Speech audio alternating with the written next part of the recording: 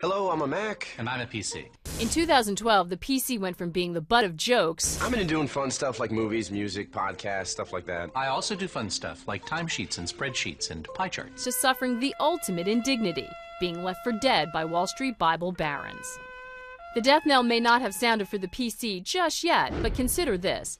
PC shipments dropped more than 8% in the third quarter of 2012 and are forecast to be down for the full year for the first time in more than a decade, as consumers opt for the mobility of tablets and smartphones. We do know one thing and one thing only, and that is that they are absolutely addicted to taking their computers and taking their TVs with them. If you're an investor, that's all you need to think about.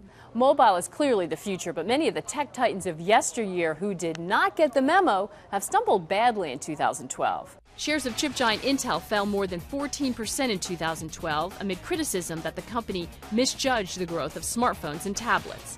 Longtime CEO Paul Otellini is on his way out. It's interesting, the market really taken by surprise. HP's attempt to diversify from slow-growth hardware took a disastrous turn. The company announced a massive charge related to its purchase of software company Autonomy. Its shares are trading at 10-year lows. Dell!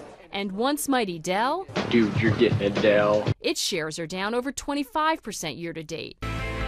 Even Microsoft, whose recently updated Windows software and flashy new tablet are getting high marks, found itself on the defensive. Steve, I mean, what is your response to is the PC dead? I'd say the PC's never been dead. It never will die. It rebirths, it reimagines, it moves on. Sounds good, but even rookie investors have their eyes elsewhere. Your biggest holding was Apple. Why did you pick Apple? Apple has great products like the iPhone and iPad. Leave it to grade schoolers to keep it real. For many, the PC wow factor is gone for good. Unless you've dropped it or hurt it or done something nasty to it or the hard drive is about to die, there's no reason to replace it. This is the definition of a mature market.